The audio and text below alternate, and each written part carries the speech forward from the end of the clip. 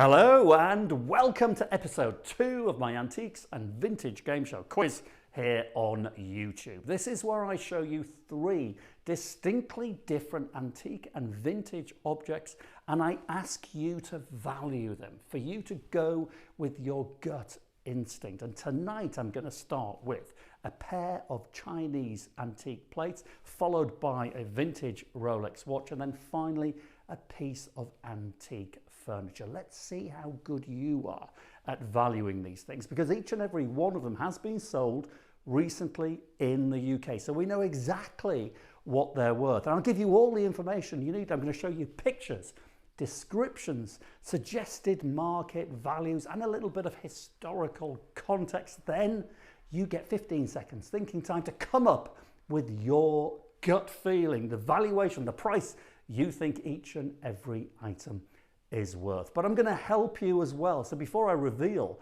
the price, I'm going to give you a bit of multiple choice. I'm going to give you 3 figures for each and every item. One price, one figure will be the price the item has really sold for recently. The other 2 are going to be complete codswallop and designed to lead you up the garden path. Can you navigate your way around it? What are you like at valuing these objects? Let's find out. And don't forget, make some comments. Put your scores down below. Be honest. Tell me how good or bad you are. And let's start with the Chinese plates. They're antique. They were sold recently. How much do you think these things should really be worth?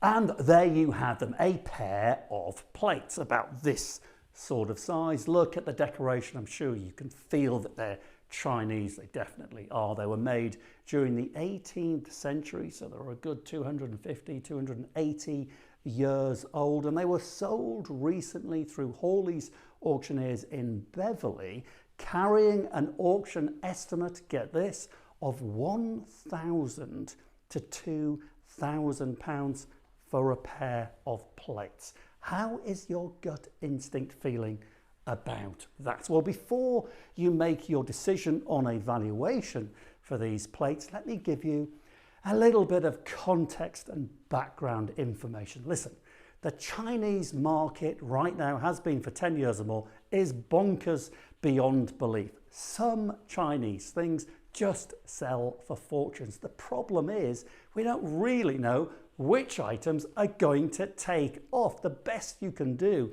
is research them, describe them well, put Chinese buyers onto them, hold on to your seat and hope for the best. But back to these 2 plates. The auctioneers truly believed that they were 18th century. Let's just flip one over and you can see the Chinese character marks there. Now you're going to have to believe me when I say that says in Chinese, obviously roughly translated, that these plates were made during the Yongshang period. That's the emperor between 1723 and 1735 during the Qing dynasty. That is magical information, and it's information that the auctioneers believed, because you can't quite honestly always believe what these Chinese things say on the reverse, because so many fakes have been made over centuries. But with research, they believed them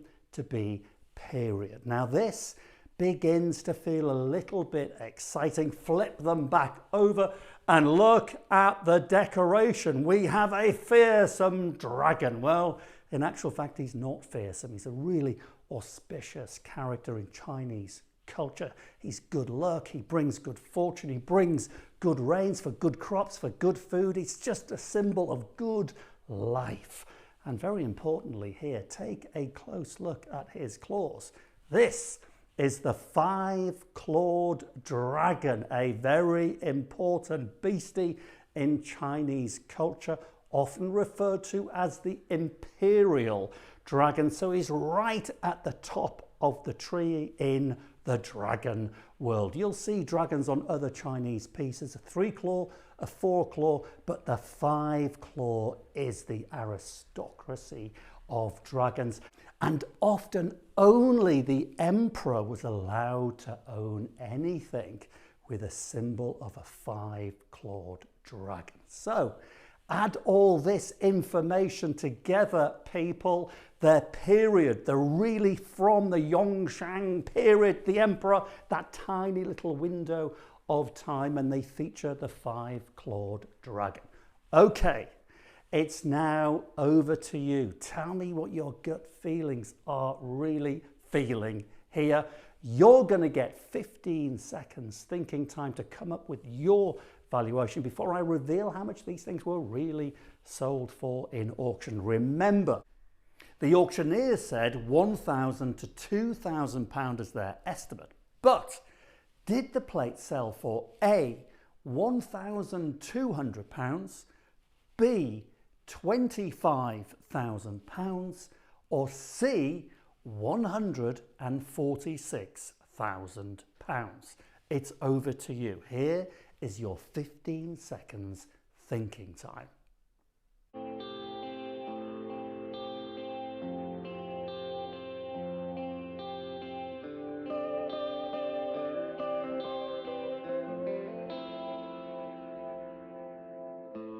And I'm back. And if you get this right, I'm going to call you a rock star valuer, because if you said £146,000 hammer price, you would be absolutely bang on. And congratulations if you got anywhere near. I doubt it, but let us know down below, how did you do? And don't worry, if you failed miserably there, you've got another 2 chances. You're going to do better on the next one.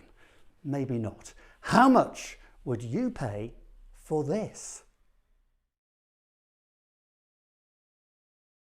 Oh, I do love watches, and this, the Rolex brand, is one of my all-time favourites. Quite a rare watch. This is the Rolex Explorer 2.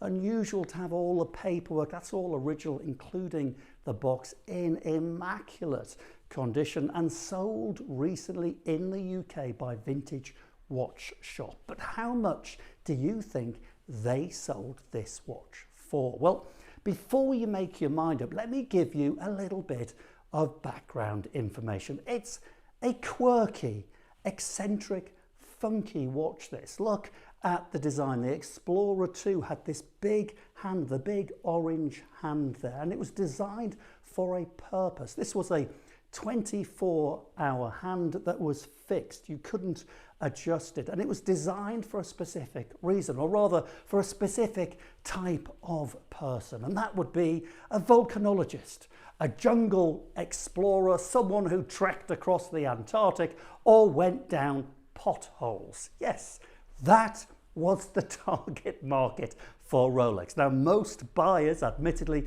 didn't do any of those things. They just simply wore it at the office. But the reason it was designed for these people was a life-saving reason, because if you're stuck down a hole, let's say for 3 days, for whatever reason, you need to know whether it's day or night. Because this Rolex hand was fixed, the 24-hour pointer there, that big arrow, it told you whether it was day or night. I suppose that could probably save your life. I don't know.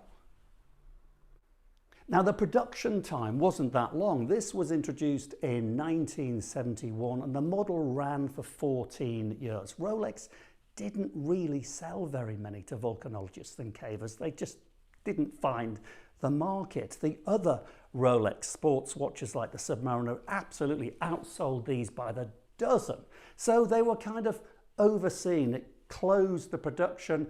Nobody thought about Explorer 2s until a little time later, when they began to gain this reputation, or rather a nickname, for being called the Big Arrow. Now, people in the world of watches and cars, coincidentally, love names. And of course, it's called the Big Arrow for obvious reasons. Look at the Big Arrow. So now it was the Rolex Explorer 2 with a nickname, the Big Arrow. Collectors started looking at it, and then, get this, a rumor started spreading around the world of watches that Steve McQueen, the actor, one of the coolest men ever to have lived, chose the Explorer 2 Big Arrow as his own personal watch. Now, there is absolutely no proof of this whatsoever, but the rumour stuck, and now the watch is called this, the Rolex Explorer 2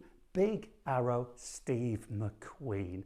You would buy it just for that name. So prices began to rise. So 20 years ago, this is going to help you value it, by the way, 20 years ago, that watch would cost you £4,000. 10 years ago, the watch would cost you £8,000. Now in 2021, how much do you think you would have to pay to own that watch? Right. Would it be A, £16,000, B, £25,000, or C, £46,000? Over to you. 15 seconds. Thinking time starts now. We can sit it out, I promise you.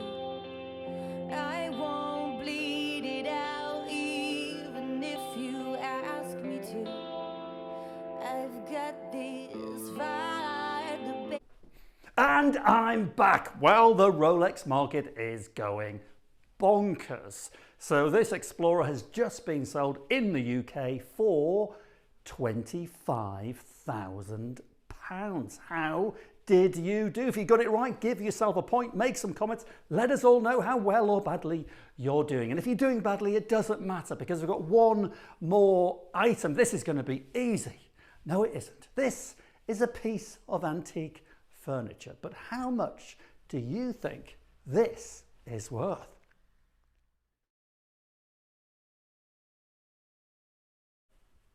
A proper antique 19th century de-ended mahogany dining table, sold recently by Philip Serrell auctioneers in Worcestershire. But I'm going to trip you up a little bit here. I'm not going to give you today's auction estimate because it was sold very recently. That would just be too easy. I'm going to get you working for this one. I'm going to give you an estimate for this table from 20 years ago.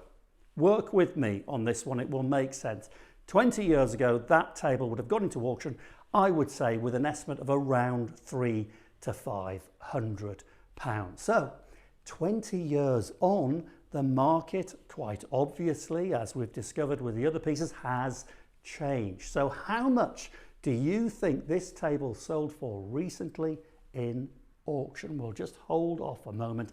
Let me, as ever, give you a little bit of background information to help you make your mind up. So it's in the Regency taste, so maybe 1820, 1830, tapered leg. It's very refined. It's called a D-end dining table for obvious reasons. You can split this table into 3 sections. You can join the 2 Ds together to make a little round breakfast table. You can extend it like that. It may well have even had extra leaves at some point, or you can take the D-ends apart and put them against a wall like this as a side table. And in their day, they were designed to split down for partying. This thing was made pre-TV, pre-YouTube. What did you do in the early 19th century? You'd have parties, drinking games, you'd dance at home, you'd entertain yourselves. And so after a big dinner, the table would be split, put against a wall, and the partying and the dancing could begin. So a really good, useful table. I'm really building it up here. However, I've got to tell you that just like the other 2 pieces, the market has changed, but when watches and Chinese things have gone through the roof, traditional, gorgeous mahogany furniture like this has, the only way to describe it is this, it has imploded in value, and it has never been as cheap as it is right now. You can't sell these things at the moment for love nor money. The market will come back, so now is a time to buy them, and you'll understand why I say this in a minute. So it's over to you. The information is there. There we have it. Estimated 20 years ago, 300 to 500, needing some work. A bit of a restoration project. The pictures make it look better than it really was. But remember, 20 years ago, even in that state, 300 to £500, but how much has it just been sold for? So here are your three options, your multiple choice. Has this antique dining table just sold for A, £20, B, £200, or C, £2,000? Over to you. 15 seconds. Thinking time starts now. Base of my existence, and nothing you could give us could put it out. And I lost those old sad cemented boots. And I'm back, and you are not going to believe what I'm about to tell you.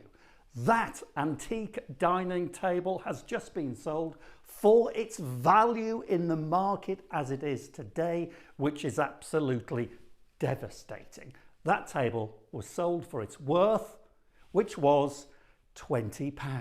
A £20 note for that table. That's just the state of the market. So you know what you now need to do. Go and buy things like that. And that's the end of tonight's show. So how did you do? Let me know. Send me some messages. Keep in touch and let me know what kind of things you want me to feature on future shows. So come back next Sunday, YouTube, 6:30. It'll be available from then. Until then, I'll see you soon. I'm David Harper. Cheerio. We are lucky to